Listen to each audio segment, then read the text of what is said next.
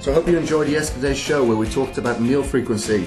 So now you know the importance of eating 6 meals per day or eating within every 3 hours. So we're training today, so make sure that you eat a meal about an hour before we hit the workout. So today we've got legs, shoulders and abs. Remember to take your glutamine before your workout. And if you're really wanting to increase your strength, take your creatine as well. So you're going to warm up for 5 to 10 minutes before we go into that workout, and I'll meet you in the gym. First exercise that we're doing today is the narrow squat. So find yourself a power rack like the one in the picture. You'll probably remember this exercise from last week. And put a belt on like Jim is demonstrating here to help support your lower back.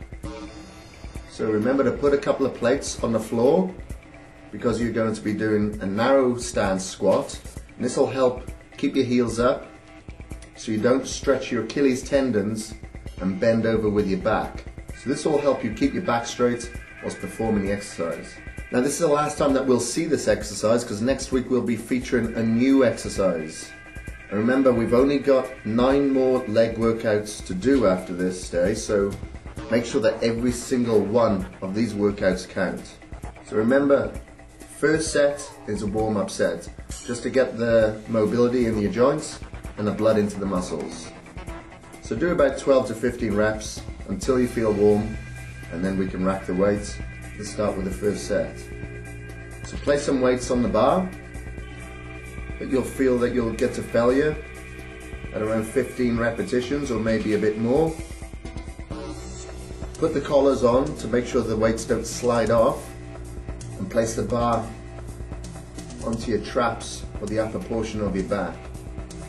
Just be sure that you don't put the bar onto your neck, as this could cause some damage to your spine. So slowly go down until your hamstrings are parallel to the floor, keeping your back straight and your head up all the time. Pushing through your heels and your toes, making sure that your knees follow the direction of your toes as well at a narrow stance. So breathe in on the way down and breathe out on the way back up. Make sure you rest for about 45 seconds to a minute, then perform 2 more sets to absolute failure, and then you can remove the weights, put them back, and then we can go on to the next exercise.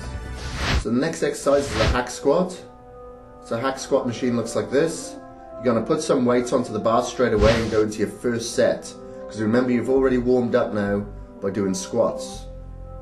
Again, this is going to be a narrow stance, so we're really putting the emphasis on the outer portion of the upper thigh. This will give a better sweep to the thigh and give the illusion of a narrower waist and a more complete leg development. So place your hands across your chest like Jim is demonstrating here. Make sure that your back is flat against the pad, and you go down until your hamstrings are parallel to the foot pad, and then back up. Breathe in on the way down and breathe out on the way back up. Once you've completed 3 sets to absolute failure, whilst resting for about 45 seconds between each set, you can remove the weights, and now we can move on to the new featured exercise of the week. So the new exercise is a seated hamstring curl. The hamstring curl machine looks like what you can see in the picture here. Make sure that you adjust the heel pad and the pad that Jim is pushing down onto his thighs here to make sure that he doesn't slide forward into the pad. You can push against the hand grips as well to further stop you from sliding forward. So curl your legs in until your heels come close to your butt, and then extend out. Just before the weight hits the stack, bring the legs back in. So keep squeezing the backs of your legs, the area that we're working, the hamstrings. Breathing out on the way down, breathing in on the way back up. Do 3 sets to absolute failure, and that's legs completed. So next up we've got shoulders, and we'll start doing the dumbbell rear raises. Again, you did this last week, so you should be quite confident about doing this movement correctly now. Just look at Jim just to make sure that you are performing this perfect.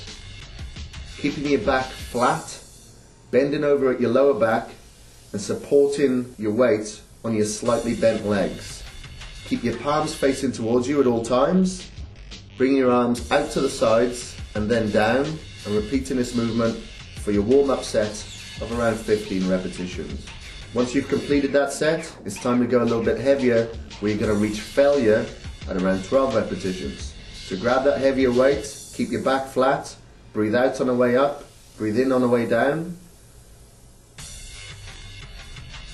until you've gone to absolute failure, and then put the weights back after you've completed 2 more sets of this exercise, totaling to 3.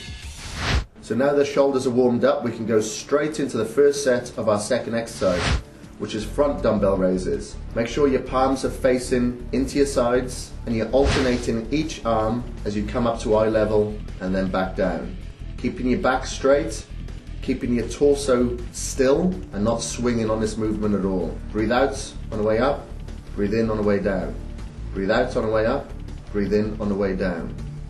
Complete 3 sets of this exercise and make sure that you rest for about 45 seconds in between, and then once you finish you can put the dumbbells back before we move on to our final exercise for shoulders, which is our new featured movement, barbell military press. So approach your power similar to what's pictured and then put some weights onto the Olympic bar. So make sure that you put the collars on the bar to stop the weights from sliding off, like Jim is demonstrating here. Then you're going to sit into your military seat. Then you're going to grab the barbell at slightly wider than shoulder grip, and then you're going to bring the bar down to your front just below the chin. Your arms should be a little further than a right angle when you come down, and then lock out on the way back up. Breathe in on the way down, breathe out on the way up. Make sure that you reach absolute failure at around 10 to 12 repetitions. So when I say failure, that means you cannot rep out 1 more rep. Repeat this process twice more so that you total to 3 sets. And then you place the weights back onto the weights tree. And that's it for legs and shoulders. The last exercise of the day is a new exercise for lower abs. This is called hanging leg raises. So you're going to seat yourself into a hanging leg machine like the one pictured, and then as Jim is demonstrating, put your forearms on the pads and place your hands over the grips. Place your ankles together, keep your knees slightly bent, and then bring your hips and your legs up. Your feet should be just below eye level at the top of the movement, and then you go all the way down for a full stretch. Make sure that you breathe out on the way up and breathe in on the way back down. Now you should do this exercise to absolute failure. There's no particular rep range, just keep going until you can't do another rep, then rest for about 45 seconds to a minute. Then you can repeat this exercise twice more to complete 3 sets, and that's it for today, and I'll see you back at the office. That was a tough workout, wasn't it? So make sure that you have your whey protein shake and your Vitago to ensure those legs get recovered. So now you've got the whole weekend to recover, but remember you've still got your cardio. Make sure that you eat your 6 meals or eat within every 3 hours and take your supplements, and I'll see you here bright and early next week.